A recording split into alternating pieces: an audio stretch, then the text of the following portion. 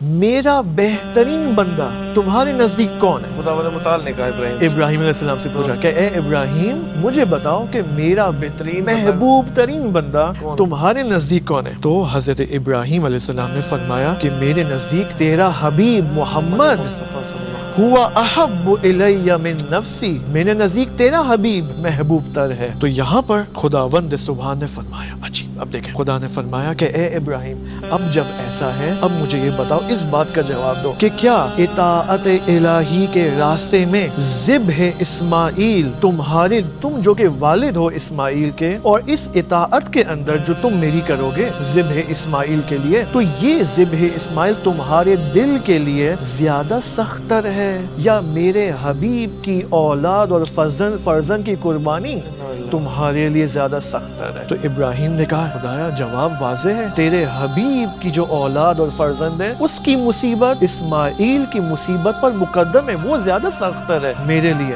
یہاں پر ابراہیم علیہ السلام کے لیے امام حسین علیہ السلام کے مصائب پڑے گئے، اور یہاں پر ابراہیم علیہ السلام نے گریہ کرنا شروع کیا۔ خداوند متعال نے ابراہیم علیہ السلام کا جب یہ گریہ دیکھا تو خدا نے کہا اے ابراہیم یہ جو گریہ ہے اس کو میں بے عنوان فدیہ قبول کرتا ہوں، گریے کو، اسی گریے پر امام حسین کو۔ اور امام رضا علیہ السلام یہاں پر فرماتے ہیں کہ سورہ صافات میں آیت نمبر 107 میں یہ جو آیت آئی ہے وَفَدَيْنَاهُ بِذِبْحٍ عَظِيمٍ، یہ گریہ امام حسین علیہ السلام ہے۔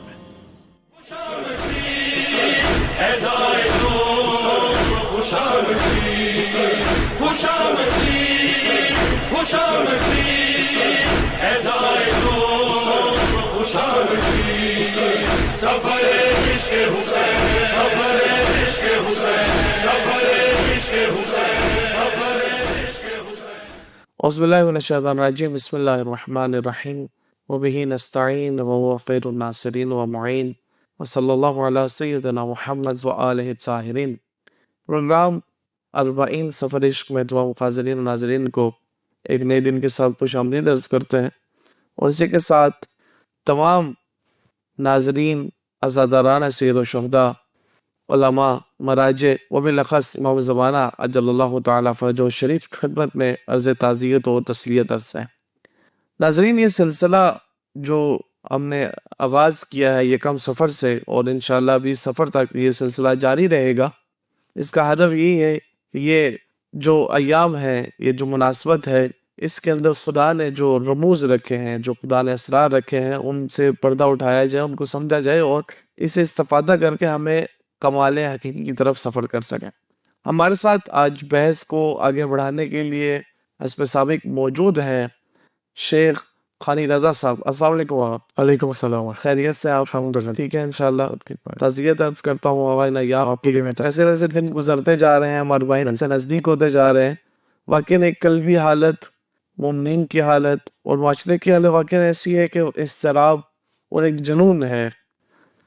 اگر چند آواز میں ہم نے ذکر کیا، جیسے آپ نے اربعین کی اور اس کی جو پیچھے ایک خاص تاریخ ہے، حضرت آدم علیہ السلام کی زندگی، حضرت نوح علیہ السلام کی زندگی، حضرت ابراہیم کے حوالے سے ہم پہنچے تھے بات پہ، اور پھر ان کی جو زندگیوں میں امتحانات آئے اس کے حوالے سے ذکر کیا۔ تو میں آج کے پروگرام میں آپ سے یہی کہوں گا کہ وہ کون سے امتحان تھے حضرت ابراہیم علیہ السلام کی زندگی میں جس وجہ سے یا جس کی بنا پر خداوند متعال نے ان کو امامت عطا کی۔ تو اس پہ تھوڑا روشنی ڈالیے، اور پھر ہم اسی سے ہم آگے اربعین کے حوالے سے بات کریں گے۔ بسم اللہ الرحمن الرحیم۔ اللہم کل ولیک الحجۃ ابن الحسن صلواتک علیہ وعلی آبائہ فی هذه الساعة وفی کل ساعة ولیا وحافظا وقائدا وناصرا ودلیلا وعینا حتی تسکنہ ارضک طوعا وتمتعہ فیہا طویلا۔ انشاءاللہ خدا ہم سب کو توفیق عطا فرمائے کہ جو مطالب ہم خدا کی اجازت سے اور اولیاء خدا کی اجازت سے یہاں پر بیان کر رہے ہیں، ان مطالب پر خدا ہمیں عمل کرنے کی توفیق عطا فرمائے۔ ہم حسب سابق بزرگان کی سیرت پر عمل کرتے ہوئے حضرت زینب علیہ سلام اللہ علیہ کے ایام ان سے متعلق ہیں، اور اسی طرح تمام انبیاء اور خصوصاً انبیاء اولو العزم کی خدمت میں اپنا سلام پیش کرتے ہیں، اور بالاخص حضرت ابراہیم علیہ السلام کی خدمت میں اپنا سلام پیش کرتے ہیں کہ سلام علی ابراہیم، اور ان تمام ہستیوں سے اجازت چاہتے ہیں کہ اس پروگرام میں ہم وارد ہو سکیں۔ دیکھیں، ابتلاءات حضرت ابراہیم علیہ السلام انسان اور تمام انسانی معاشروں کی تربیت کے لیے ایک اہم ترین در حقیقت منزل ہے۔ درست۔ ان ابتلاءات کے اندر ہم نے آپ کی خدمت میں 6 ابتلاءات کا ذکر کیا، جی جی لیکن وہ ابتلا جو ابراہیم علیہ السلام کو مقام امامت تک پہنچاتا ہے، وہ توسل بے امام حسین علیہ السلام ہے۔ اچھا، توسل بے امام حسین وجہ بنی ہے۔ جی البتہ یہ آپ ذہن میں رکھیں، اور تمام سننے والے، وہ یہ کہ جتنے بھی سابقہ ابتلاءات اور امتحانات حالات ہیں۔ کہ خداوند سبحان نے حضرت ابراہیم علیہ السلام کو جس میں مبتلا کیا، وہ سب مقدمہ بنے اس اصل امتحان کے لیے، یعنی وہ امتحانات بھی دخیل ہیں۔ یعنی اگر ان سابقہ امتحانات سے حضرت ابراہیم علیہ السلام کامیاب نہیں ہوتے رسول خدا نے، تو اس مقام امامت تک وہ نہیں پہنچ سکتے۔ لہٰذا آپ دیکھیں قرآن مجید کے اندر ایک بہت ہی ایک عظیم یہاں پر ہمارے پاس بحث آتی ہے سورہ بقرہ آیت نمبر 124 کے اندر، وہ یہ کہ بسم اللہ الرحمن الرحیم وَإِذِ ابْتَلَىٰ إِبْرَاهِيمَ رَبُّهُ بِكَلِمَاتٍ، کہ رب ابراہیم نے ابراہیم کو کلمات سے مبتلا کیا، اور جب ابراہیم علیہ السلام کامیاب ہو گئے فَأَتَمَّهُنَّ قَالَ إِنِّي جَاعِلُكَ لِلنَّاسِ إِمَامًا، یہاں پر ابراہیم علیہ السلام کو مقام امامت یہاں پر نصیب ہوتا ہے۔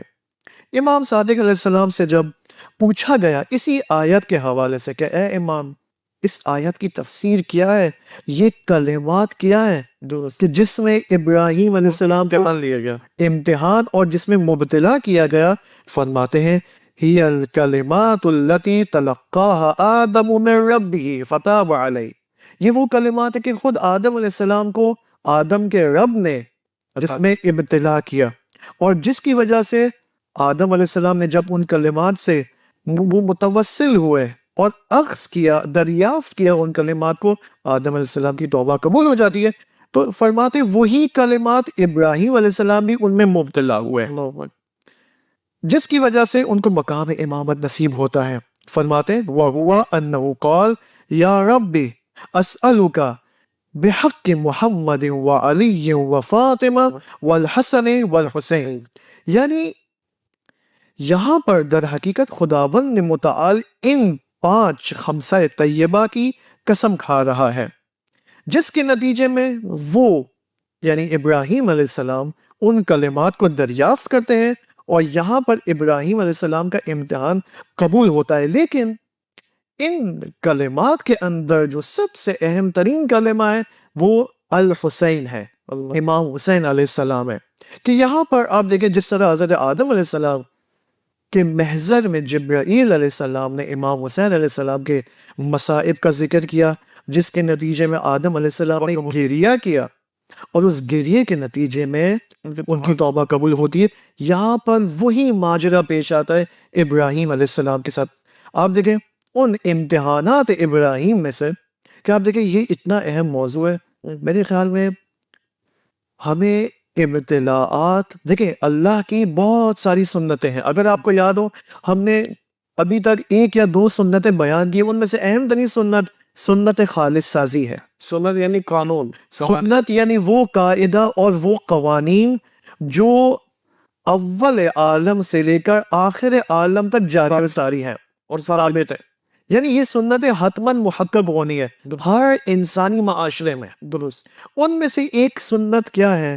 سنت ابتلا، درست، امتحان، سنت امتحان، یعنی خدا امتحان میں ڈالے گا انسانوں کو، انسانی معاشروں کو مختلف چیزوں میں، ڈیفیکلٹیز میں خدا ابتلا اور امتحانات لیتا ہے، چاہے وہ فیملی امتحانات ہوں، چاہے وہ اقتصادی ابتلاات ہوں، درست، چاہے وہ سیاسی امتحانات ہوں، چاہے کچھ بھی ہو، بالآخر ابتلاءات ہر قوم، ہر انسانی لائف، چاہے وہ انڈیویجول اعتبار سے ہو چاہے وہ سوسائٹل اعتبار سے ہو، انڈیویجول ابتلاءات بھی ہیں. اور البتہ یہاں پر ایک میں بات عرض کرتا چلوں، ابتلاء کا مطلب ہمیشہ منفی مفہوم نہیں ہے.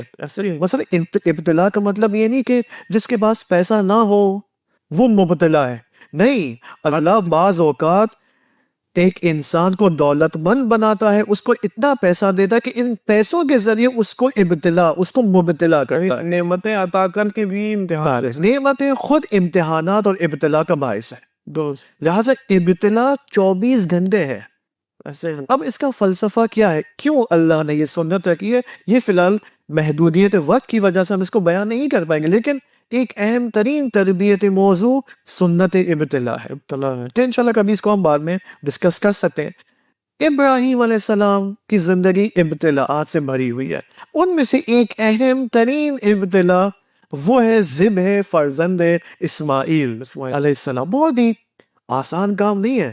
فرض کریں کہ اگر میں آپ کو اس کی پریکٹیکل مثال میں آپ کو دوں کہ اگر امام زمانہ علیہ السلام ابھی آئے اور ہمیں کہے کہ فلانی جاؤ اپنے بیٹے کو ضد کرو، یہ کتنا سخت ہے. یہ ہو سکتا ہے. ممکن ہے ہم جو کہ اپنے آپ کو ہم جو کہ بہت زیادہ ادعا کرتے ہیں، کلیم کرتے ہیں کہ ہم تو آپ کے ماننے والے ہیں، الاجل الاجل، یہاں پر جب امام کا حکم آئے کہ اپنے فرزند کو ضد کرو، ممکن کیوں امام، کیوں وجہ، یعنی ہم کیوں اور چون و چرا ممکن ہے ہم کرنے لگے. یہاں پر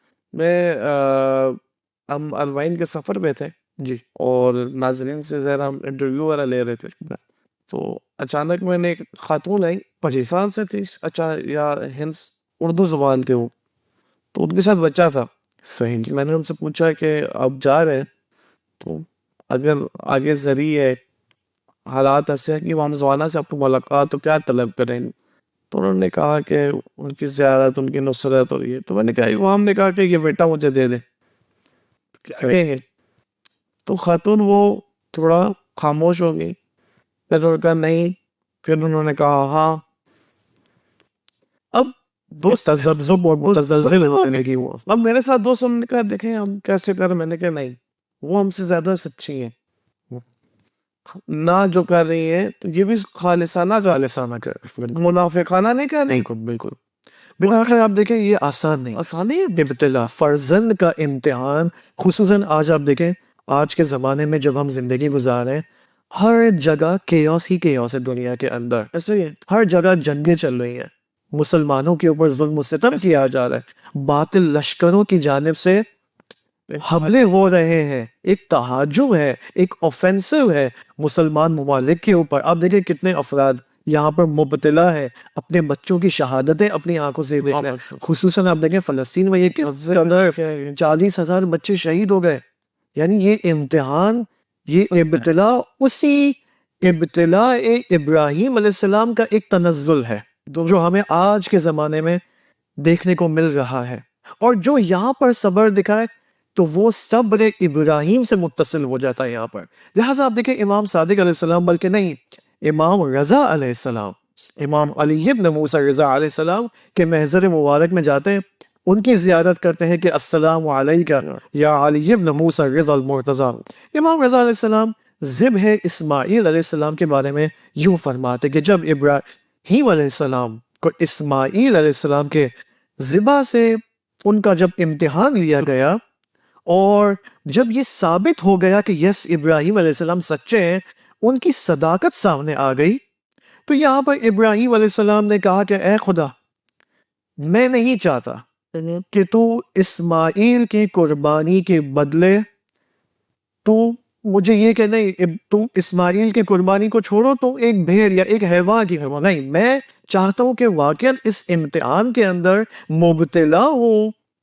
یعنی خود ابراہیم دعوت دے رہے ہیں کہ میں چاہتا ہوں کہ اس امتحان اور ابتلا کے اندر مبتلا ہو جاؤ اور سرخرو ہو کر کامیابی سے باہر آؤں.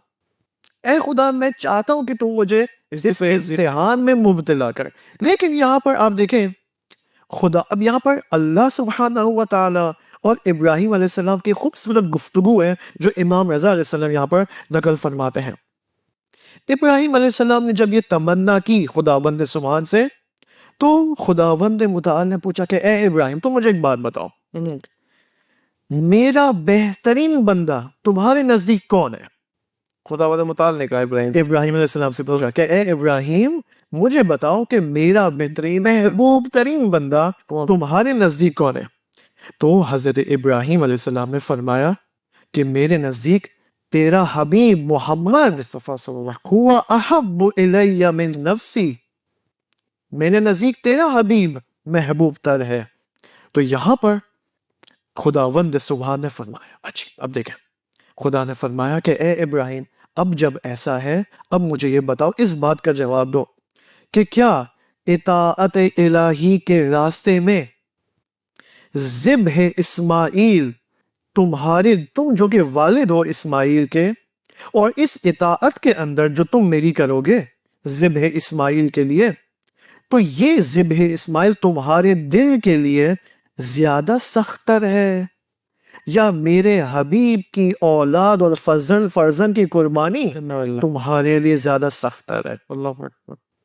یہاں پر ابراہیم علیہ السلام نے جب یہ سوال سنا خداوند سبحان سے، تو ابراہیم نے کہا خدایا جواب واضح ہے، تیرے حبیب کی جو اولاد اور فرزند ہے اس کی مصیبت اسماعیل کی مصیبت پر مقدم ہے، وہ زیادہ سختر ہے میرے لیے۔ یہاں پر ابراہیم علیہ السلام کے لیے امام حسین علیہ السلام کے مصائب پڑے گئے، اور وہ پورا ماجرا بتایا ذکر ہوا، وہ مظلومانہ ماجرا اور مصائب کربلا کے ابراہیم علیہ السلام کے لیے ملائکہ کی طرف سے پڑے گئے، اور یہاں پر ابراہیم علیہ السلام نے گریہ کرنا شروع کیا۔ اس کے بعد خداوند متعال نے ابراہیم علیہ السلام کا جب یہ گریہ دیکھا تو خدا نے کہا اے ابراہیم یہ جو گریہ ہے اس کو میں بے عنوان فدیہ قبول کرتا ہوں، گریے کو، اسی گریے پر امام حسین کو۔ اللہ، اور امام رضا علیہ السلام یہاں پر فرماتے ہیں کہ سورہ صافات میں آیت نمبر 107 میں یہ جو آیت آئی ہے وَفَدَيْنَاهُ بِذِبْحٍ عَظِيمٍ، یہ گریہ امام حسین علیہ السلام ہے، یعنی گریہ امام حسین علیہ السلام، اور امام حسین علیہ السلام کے لیے ایک آنسو بھی نکلنا بلکہ آنسوؤں کا حرکت کرنا آنکھوں کے اندر، یہ فدیہ ہے بے عنوان وَفَدَيْنَاهُ بِذِبْحٍ عَظِيمٍ۔ یہ یہاں پر امام ابراہیم علیہ السلام کو مقام امامت نصیب ہوتا ہے۔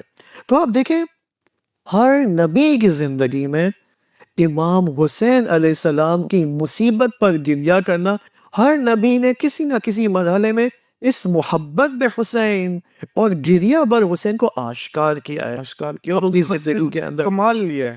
اور اسی سے ایک نبی بالکل اس کمال کی منزل پر پہنچتا ہے۔ بہت ہی عجیب معاملہ ہے امام حسین علیہ السلام کا، یعنی اگر آپ دیکھیں یہاں پر ایک میں بات کرنا چاہوں گا، وہ یہ کہ اگر ابتلاء امام حسین، دیکھیں ہر چیز کی ایک ایبسلیوٹنس ہے، کیا مطلب دوست، ہر چیز کا ایک علل اطلاق مفہوم ہے، یعنی اس کو میں بہت آسان زبان میں سمجھاؤں، ہر چیز کا ایک ہائیسٹ لیول ہے، عالی ترین مرتبہ ہے، اس کے بعد نچلے درجے میں اس کا ایک میڈیم لیول مرتبہ ہے متوسط، اور اس کے نیچے اس کا ایک نچلا مرتبہ ہے۔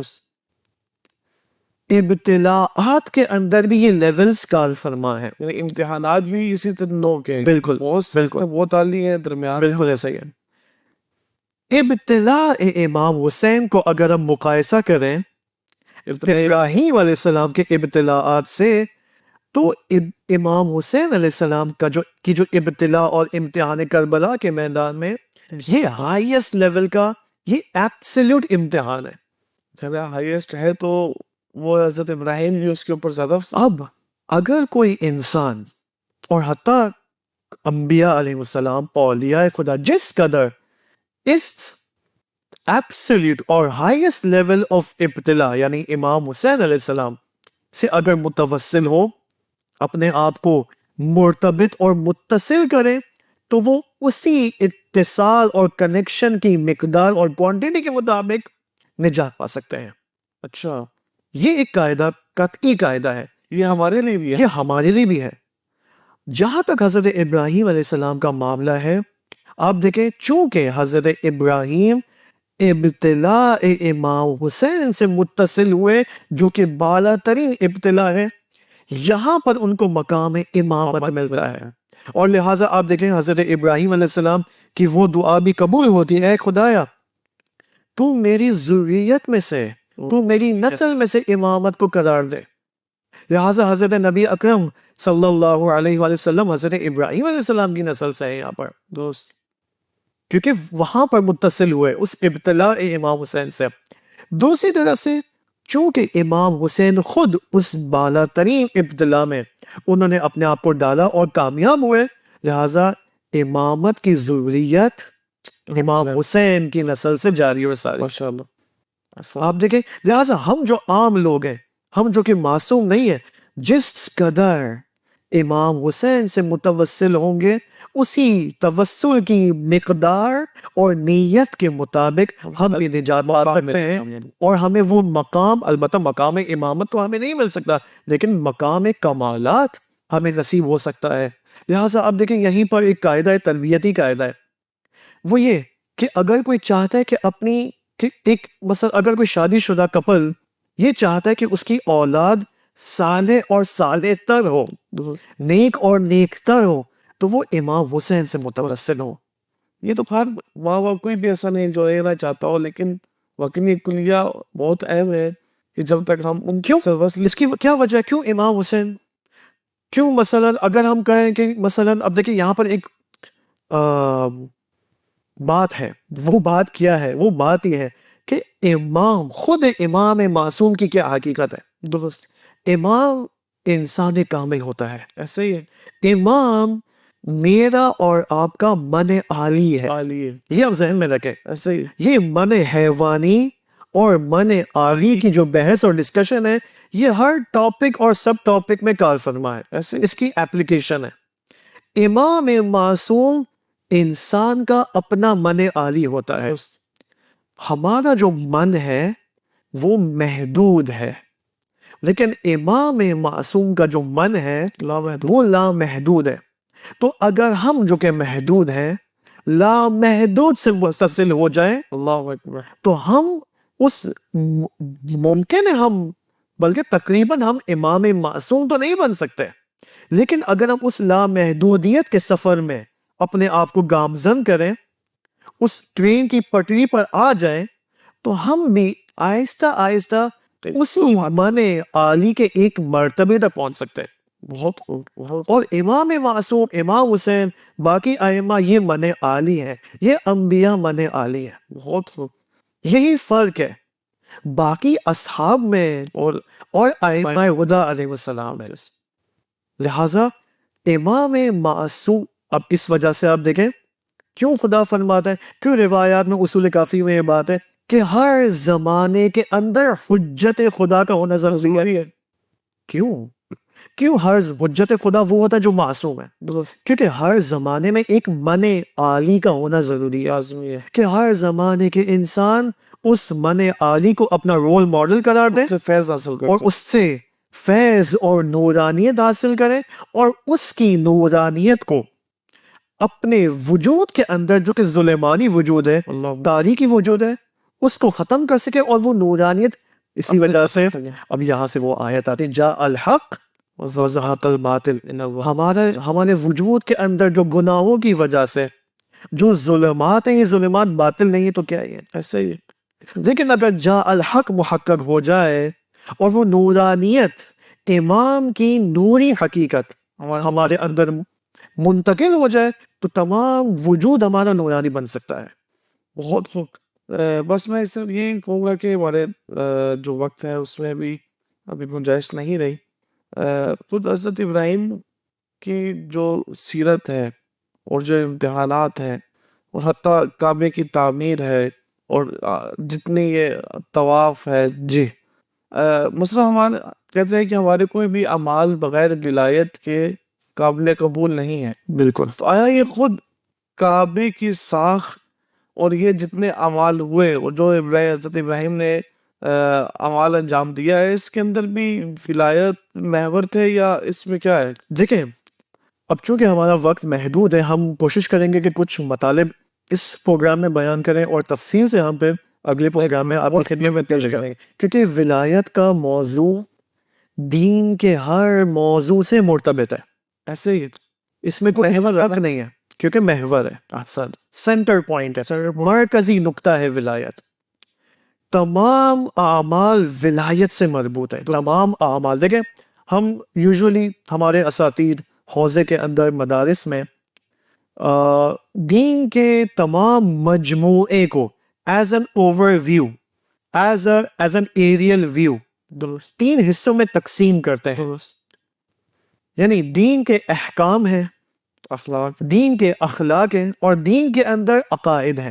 احکام، اخلاق اور عقائد. درست. یہ احکام بھی ایک ایک حکم ولایت سے مربوط ہے، منحصر اسی سے ہوگی، اسی محور میں ہی ہے. اسی محور میں ہے، اس سے 100% مرتبط ہے. درست. اس کی انشاءاللہ میں مثال دوں گا. دین کے تمام عقائد ولایت سے مرتبط ہے، اور اخلاق دین کے تمام اخلاق. اب عقائد میں آئیں، یہ جو ہم کہتے ہیں نبوت اور امامت، یہ نبوت اور امامت در حقیقت ولایت کی 2 شاخیں ہیں. درست. یعنی ولایت کے تحت نبوت اور امامت درکار ہے، کہ انشاءاللہ اس کو ہم ابھی مزید توضیح دیں گے حضرت ابراہیم علیہ السلام کے موضوع میں. اور پھر ہم یہ دیکھیں گے کعبہ. عجیب بات ہے کہ روایات اور آیات میں، قرآن اور روایات میں جو کہ قرآن کی تفسیر کرتے ہیں، یہ بات واضح طور پر بیان کی گئی ہے کہ مسلمانوں کو حج کے ایام میں کعبہ کی طرف دعوت نہیں دی گئی ہے، بلکہ ولایت اہل البیت علیہ السلام کی طرف دعوت دی گئی ہے. اللہ اکبر. یہ موضوع ایسے کہ میں چاہوں گا کہ اگلے پروگرام اس کو دوبارہ ہم آغاز کریں، اور کیونکہ اس کو یہاں چھوڑنے والا نہیں ہے.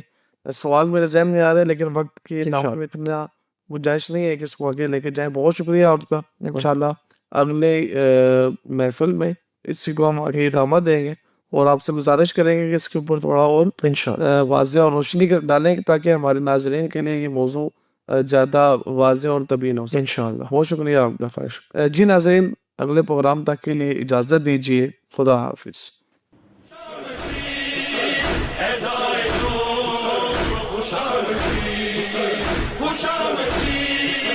خوشامدی